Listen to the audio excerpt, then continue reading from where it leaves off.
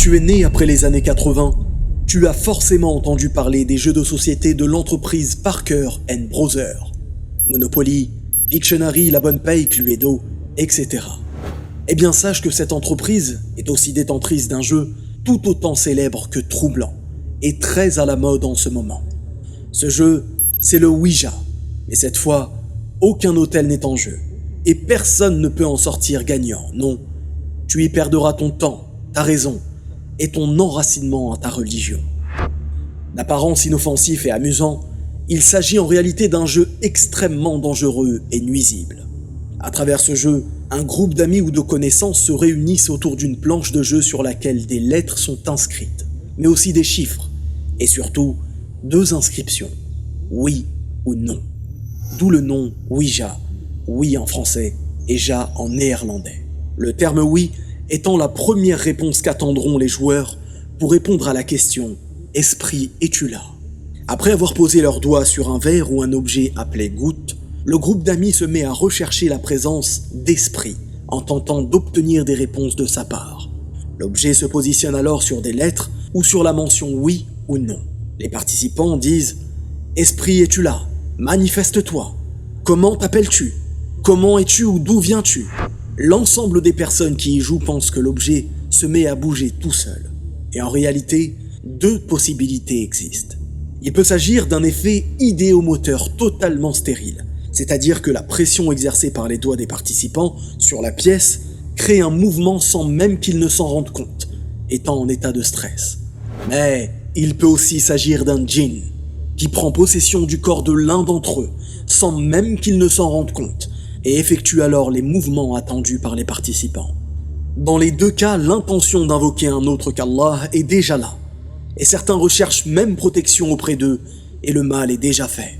Allah subhanahu wa ta'ala nous informe dans la sourate Al-Jinn, au verset 6, « Or il y avait parmi les humains des mâles qui cherchaient protection auprès des mâles parmi les djinns, mais cela ne fit qu'accroître leur détresse. » Quel est donc le danger de ce jeu ?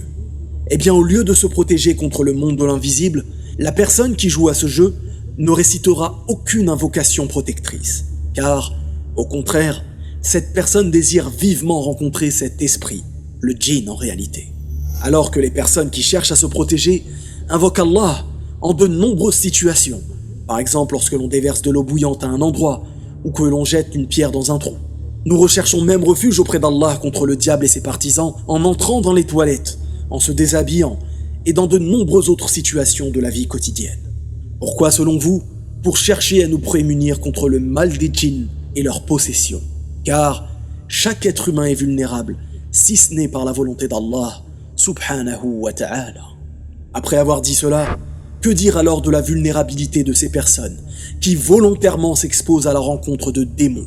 Beaucoup de gens qui jouent à ce jeu dangereux pensent être en relation avec des morts, de leur famille ou même des proches. Ils essayent par cela d'entretenir une conversation afin d'obtenir des réponses à leurs questions. Mais en réalité, aucun mort n'a la capacité de parler. Les messages qu'ils reçoivent alors proviennent de djinns qui se jouent d'eux, des djinns qui mentent et qui les manipulent. Allah subhanahu wa ta'ala nous informe dans la sourate Al-Mu'minun au verset 100 « Derrière eux cependant il y a une barrière jusqu'au jour où ils seront ressuscités. » Cette barrière est justement infranchissable et aucun mort n'a la capacité de parler, de ressusciter avant le jour dernier, de venir en aide à qui que ce soit ou d'exaucer un quelconque vœu. Rechercher la science du tawhid nous aide justement à comprendre ce genre de choses et à le mettre en pratique afin de nous prémunir du pire des péchés, le shirk. Le tawhid nous aide justement à savoir et à comprendre de façon rationnelle les manifestations étranges de ce jeu qu'est le Ouija. Les personnes dénuées de science tomberont la tête la première dans le piège de cette fausse croyance. Ces personnes se feront alors duper par le djinn ou peut-être même posséder. Je vous conseille de ne jamais répondre à l'invitation d'une personne qui souhaite jouer avec vous à ce jeu.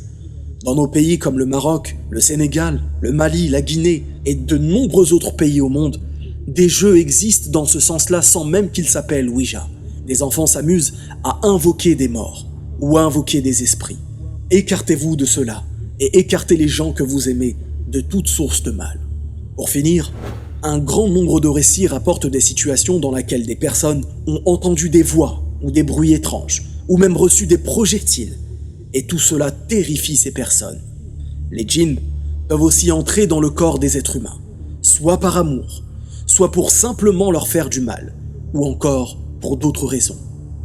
Allah subhanahu wa ta'ala nous informe dans le Coran dans la sourate Al-Baqarah, au verset 275, « Ceux qui mangent pratiquent de l'intérêt usuraire ne se tiennent au jour du jugement dernier que comme se tient celui que le toucher de Satan a bouleversé. » Ceci est la preuve claire que la possession des djinns existe bel et bien.